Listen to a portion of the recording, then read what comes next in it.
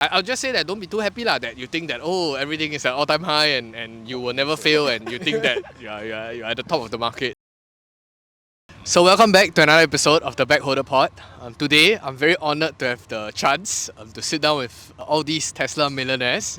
So I think just to kickstart this entire discussion, we're going to do a very special episode where we'll do a look back, a reflection for 2024, and it could be from life or it could be in investing. Maybe you'll get Bunti to get the ball rolling. Like, what's your personal reflection for this year? So far, anything to take away for the viewers out there or those of them that has followed us for good 2 years now?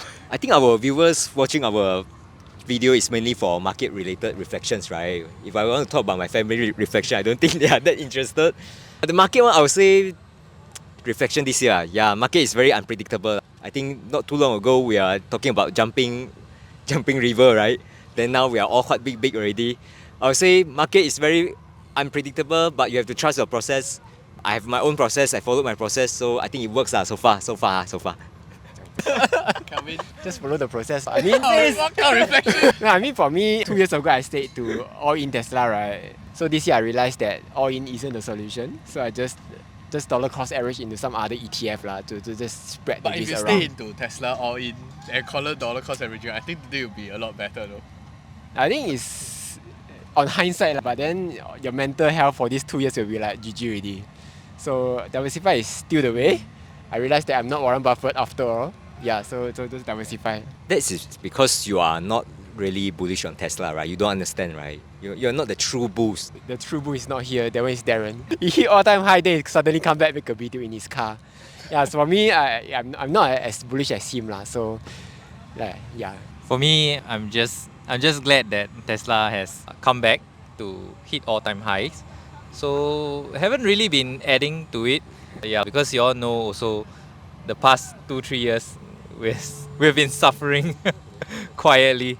Yeah, but I think end of this year will be good. Next year, looking forward to even bigger gains. My reflection may be a bit different because my portfolio makeup, I sadly or unfortunately don't have Tesla or Nvidia. I think my takeaway is don't waste time with Chinese stocks. No, just joking. But anyway, I think in a broader context right here is that, so personally I've been stuck in the bear market for 4 plus years now, and I see the different counterparts. I'm not saying that I don't have, because I also have exposure, but not the largest, and in terms of allocation wise, this is still fine. Like, it's still 10, 20, 30% returns, but not as phenomenal as them.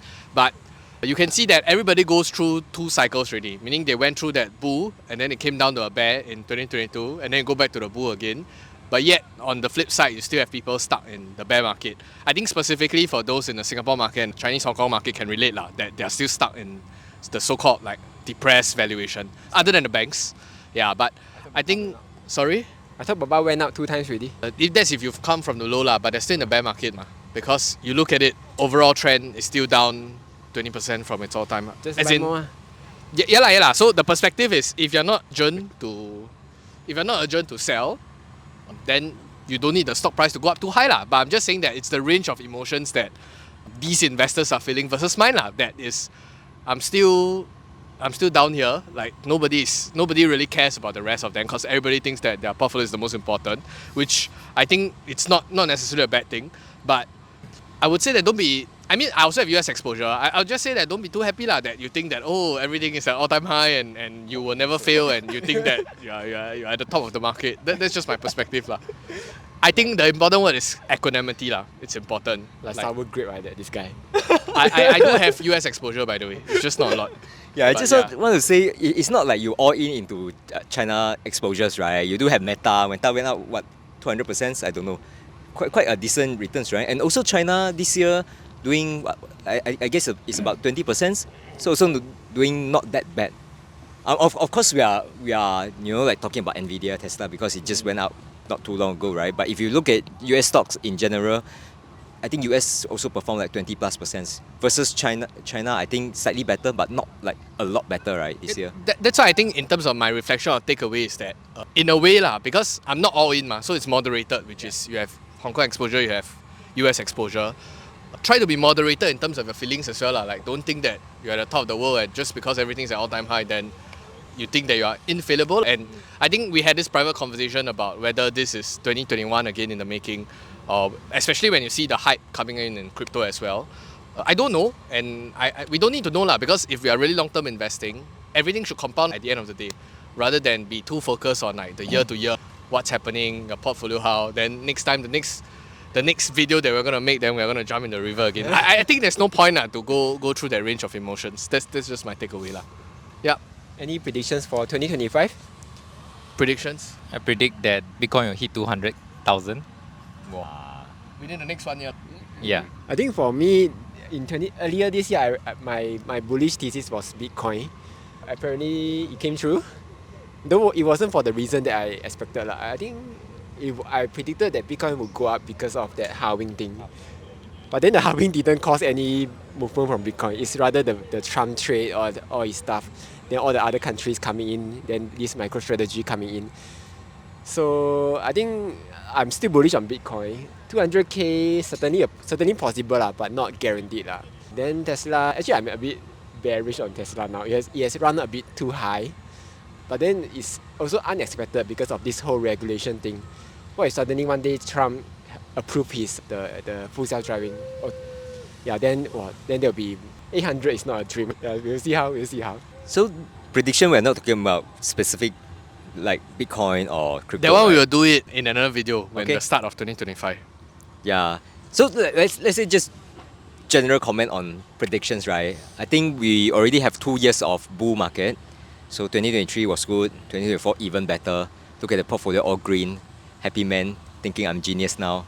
I think next year, that's when reality will set in. So I have this contrarian thinking this round. Last round, I don't think I'm that bearish, right? I don't recall my prediction, so don't take it too seriously. So meaning what? Contrarian meaning what? Meaning you don't think Meaning next year I will be a think good that year? I think that it will tend to disappoint next year. What does that mean? Like you're hedging your words so hard. What does all this Say for English example, word right? mean? Let's say you don't. Okay, right now because people are betting on like market will be good, right? Why? Because Trump will be in, deregulation will be in. You look at all these trend. If you study history, you will agree that market will tend to be good. Okay, everyone seems to think the same. Be it for crypto, be it for stock market, they have a very bullish outlook. Even you look at all the price target, let's say like S&P 500 price targets set by all these investment banks, right? They've been wrong all the time, but still every year they still come up with a prediction, same as four of us here. So they're all thinking that it will be up, but you don't need to like crash by 40% next year, right? You just need to down by 7% next year, then it turned out that people will still be disappointed, right? And probably also it will be a lot more volatile because of probably a lot more trade war coming. I think this will come. Yeah. Yeah, on that note, actually, I'm also think that we are over expecting the market to go up. Basically, because like Kenny coming back, her ETFs are all suddenly coming back, all the crypto bulls are coming back. I think this signifies that people are not looking at the fundamentals anymore. And it's more about the story and about how we are going to get rich in this market in this year or next year. So when I look at all the analysts, they come up with their prediction. They say like S&P is going to go up like 10 to 15% next year. Tom Lee says we have nothing to worry about 2025. Everything is clear to go. But then we haven't taken into account the Trump, tariffs. That's the first one. There's a Trump trade war. That's a trade war. Then also he's going to mass deport immigrants if that was to come true. So if these three things, any of these come true, then the market will react quite violently. So yeah, don't be so happy just yet. My prediction, Green Dragon, let's go! I every year also predict Green Dragon, so it doesn't matter. But yeah, I have nothing much to predict. Anything specific to comment on China economy?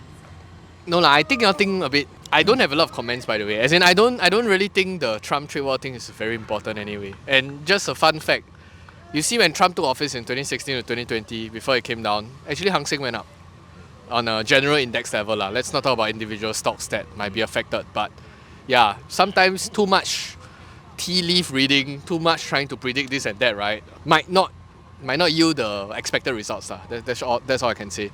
Back to what? Yeah, just trust that valuations will do their thing, things will work out. Hopefully value investing works, then we'll see how it goes Yeah, from there. But yeah, I mean for US market, I think we'll just continue chugging along, see whether earnings can continue delivering. No black swan, then everybody happy again. Yeah.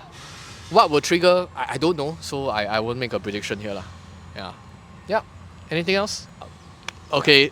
Hope you guys enjoyed this reflection. Feel free to leave in the comments below on what you thought of 2024, and we'll see you guys in 2025. Goodbye.